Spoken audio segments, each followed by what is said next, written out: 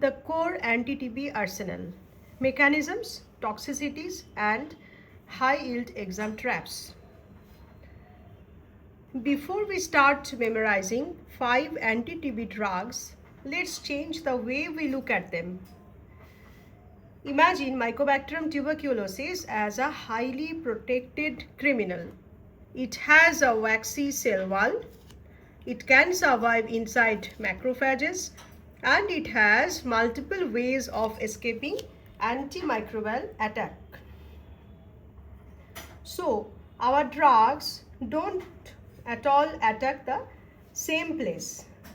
One drug attacks the mycolic acid layer, one blocks RNA synthesis, one attacks the acidic intracellular environment, one disrupts the cell wall, and another one interferes with protein synthesis.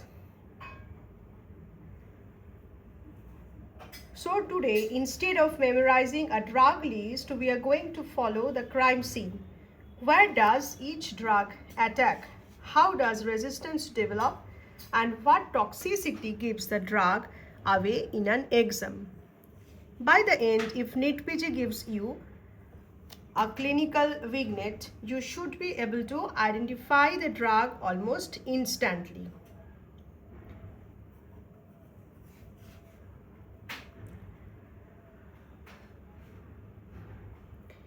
Now striking the mycobacterial architecture. Let's first look at the battlefield. Isoniazid targets mycolic acid synthesis. And this is extremely important because mycolic acid is one of the reasons M. tuberculosis has that characteristic waxy, lipid-rich cell envelope.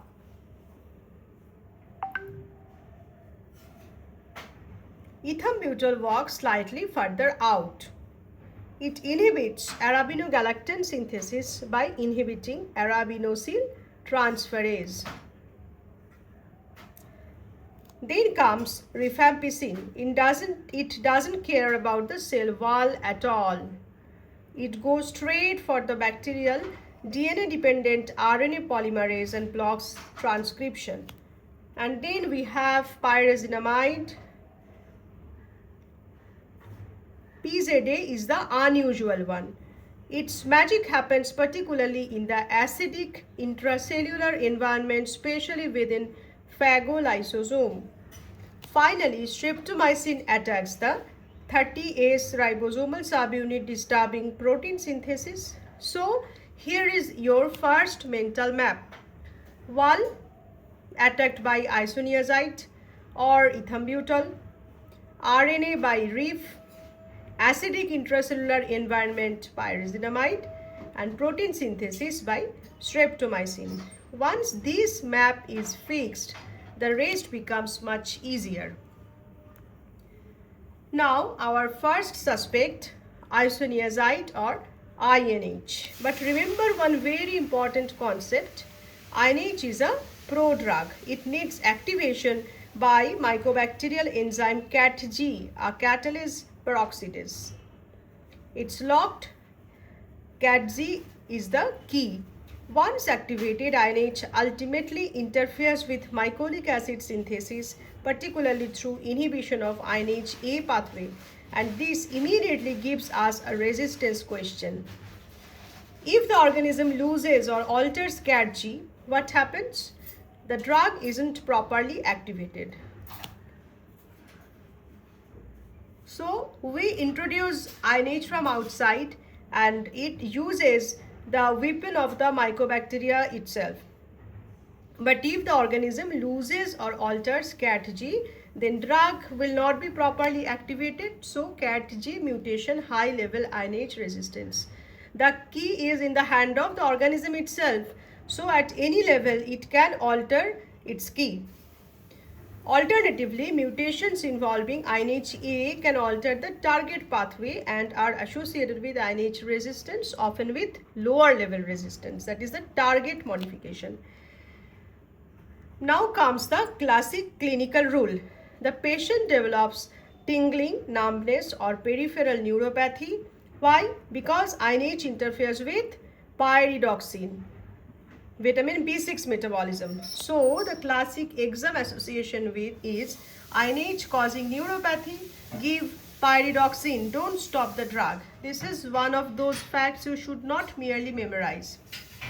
Think of it as INH, means I need help. Help with which? Vitamin B6. And of course, another major toxicity is hepatotoxicity. Next suspect is rifampicin. If INH is the mycolic acid drug, rifampicin is the transcription blocker. Rifampicin is the transcription blocker. It binds the bacterial DNA-dependent RNA polymerase, specifically the beta subunit, and blocks RNA synthesis, and the resistance gene, RPOB gene.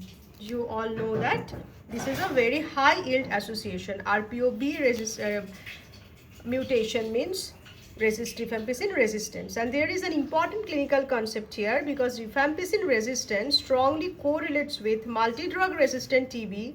Detection of rifampicin resistance has enormous diagnostic significance. Now let's talk about the most famous side effect. The patient calls you, doctor, my urine has become orange red. Don't panic. Rifampicin causes orange red discoloration of body fluids. Urine, sweat, tears, many body fluids can become discolored. It's expected. Now one more exam favorite. Rifampicin is a potent CYP CYP450 inducer. Therefore, it can increase metabolism of several other drugs. And yes, oral contraceptive failure is a classic scenario, classic clinical scenario. So whenever you see TB treatment plus OCP plus unexpected pregnancy, think of rifampicin. Now we reach the most interesting first line drug, that is the pyrazinamide. Why interesting? Because its activity is particularly important in an acidic intracellular environment which is available inside the phagolysosome. PZA is converted to pyrazinoic acid by the bacterial enzyme pyrazinamidase and the resistance gene, that is PNCA.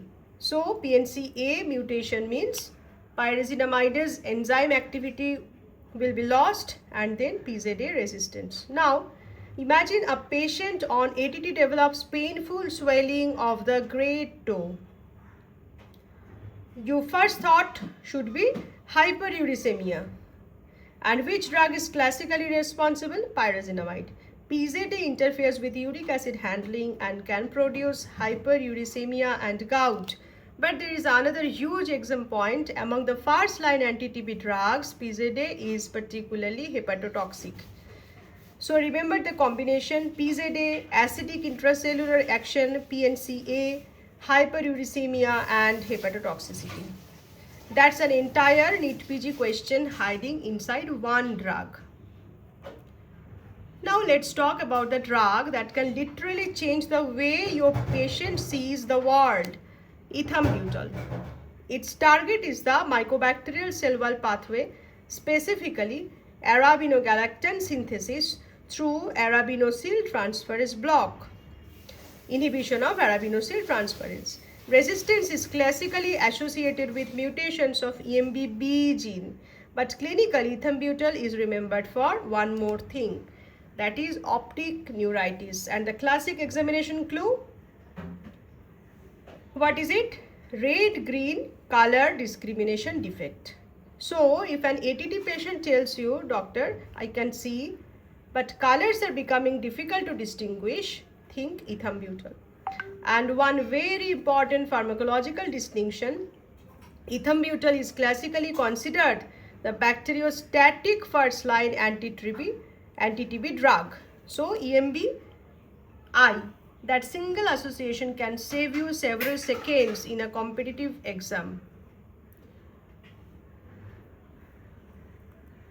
Finally, streptomycin. Streptomycin is an aminoglycoside and acts on the 30S ribosomal subunit. So remember, 30S means streptomycin. Resistance can involve mutations in genes such as RPSL and RRS. Now clinically, aminoglycosides immediately make us think ER plus kidney. Streptomycin can cause ototoxicity, including vestibular and auditory effects, and can also produce nephrotoxicity. So if a patient on streptomycin develops, I'm hearing poorly, or I'm feeling dizzy or off balance, think 8th cranial nerve toxicity. And this gives you another beautiful exam association: streptomycin, 30S, 8th nerve, ototoxicity. Now the hepatotoxicity spectrum. Now let's stop looking at individual drugs and compare them. 3 first-line drugs are particularly relevant when you are thinking about hepatotoxicity: rifampicin, INH, and PZA.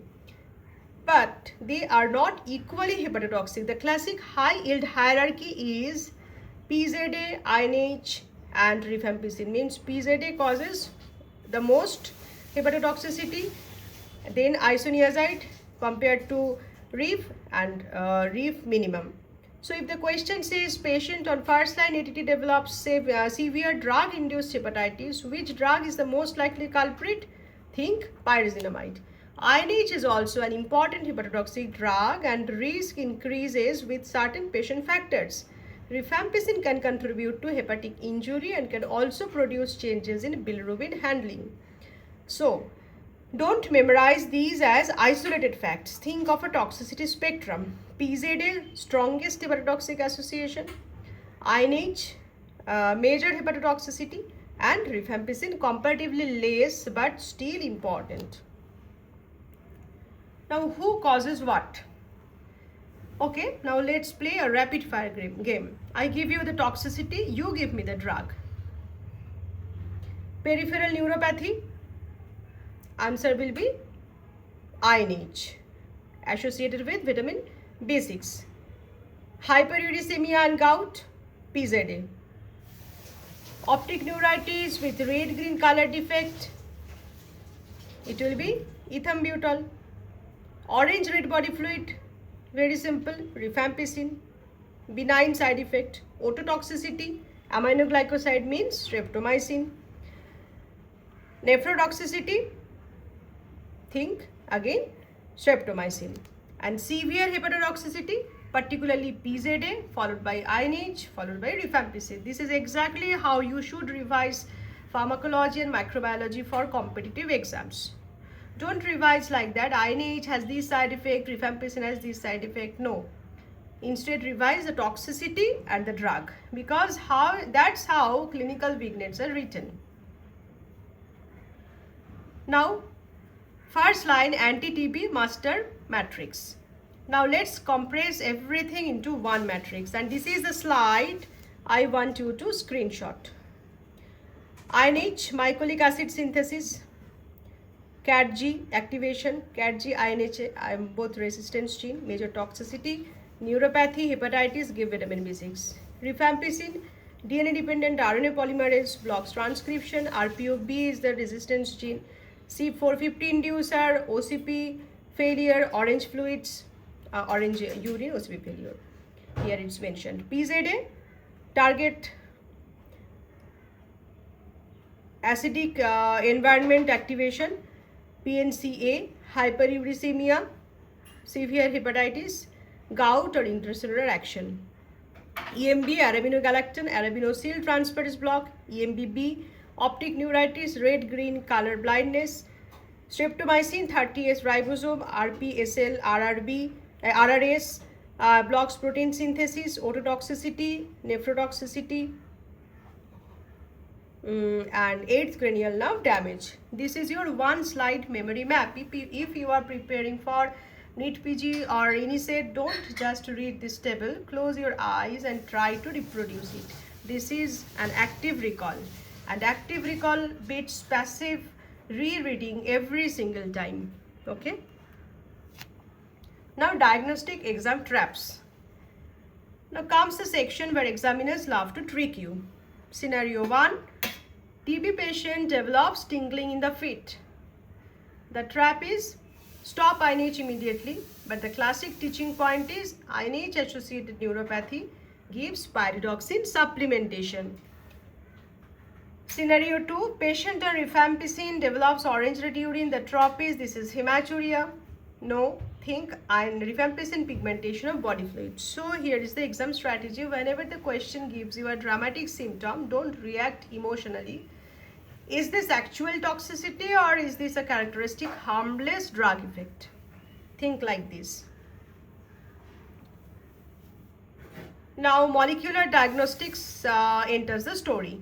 You see RPOB mutation, which drug should immediately come to mind? Rifampicin, not INH. For INH, think of CADG or INHA. And now our second scenario. A woman on ATT who is taking oral contraceptive pills becomes pregnant. What happened? Rifampicin is a potent enzyme inducer, increasing metabolism of several drugs including hormonal contraceptives. So the key exam association is RIF plus OCP, contraceptive failure. These questions are not testing whether you know one side effect, they are testing whether you can connect drugs, mechanism, pharmacokinetics, clinical consequences. Exam trap 3. Here is a classic intracellular TB question. The question is, which drug is particularly effective against bacilli in an acidic intracellular environment? Think what? Now you all know this is pyrazinamide. Why? Because pyrazinamide is converted to its active form in an acidic environment only, particularly within phagolysosomes. Next scenario, a patient on ATT develops difficulty distinguishing colors. Don't overthink it. Ethambutol causing optic neuritis, red-green color defect. This is one of the most important adverse effect associations in anti-TB pharmacology. Acid macrophage, PZA, red-green color problem, EMB. Now exam trap 4. Now let's make the question harder. A patient develops severe drug-induced hepatitis during first line ATT. Which drug is particularly notorious? Pyrazinamide. This is why PZA occupies the top of our hepatotoxic hierarchy.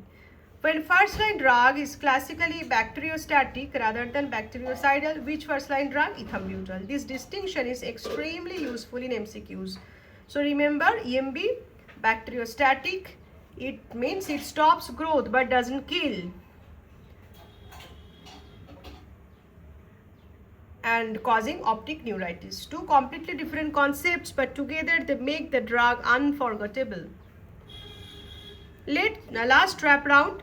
Patient develops acute painful swelling of the great toe while receiving ATT. Do not immediately label it as an allergy. Options will be there with allergy, allergic reactions, etc. But think PZA causing hyperuricemia, causing gout. And our final question, an aminoglycoside is being used and the question asks which ribosomal subunit it targets. Answer will be 30S. That means streptomycin, 30S, protein synthesis inhibition, ototoxicity and nephrotoxicity. So the examiner has given you 3 clues: drug class, target, toxicity. When all 3 point to the same answer, you are almost certainly on the right track. Okay, now for next 60 seconds, no textbook, no notes, just associations. INH, CADG, mycolic acid, B6, neuropathy, and moderate hepatotoxicity. RIF, RPOB, RNA polymerase, CEP inducer, orange fluid, least hepatotoxicity among 3 drugs, PZA, INH, and RIF. PZA, acidic intracellular environment inside macrophage, inside phagolysosome. Gout, worst hepatotoxicity gene, PNCA. EMB, arabinogalactan, EMB-B, optic neuritis, red-green defect, bacteriostatic. Streptomycin, 30S, RPSL, RRS, ototoxicity, nephrotoxicity. That's your entire first-line anti-TB framework. If you can reproduce these 5 lines from memory, you have understood the topic, not just read it. Now the evolution continues. TB treatment doesn't end with these classic drugs. The story is evolving. We now have newer agents with completely different mechanisms. Betaquilin targets what? ATP synthase. Linezolid interferes with protein synthesis. And Delamanid and Pretomanid bring newer mechanisms into anti-TB arsenal. And this is where the story becomes even more interesting, because once M. tuberculosis develops resistance to the classic drugs, we need to understand how do we attack a resistant bacillus using completely different biological targets. That's the next episode. So if today's lecture gave you the framework of the first line anti-TB arsenal, the next one will take us into the world of MDR-TB and newer anti-TB drugs, our newer weapons. And trust me, the mechanisms become even more interesting there. Thank you for watching, and I will see you in the next episode.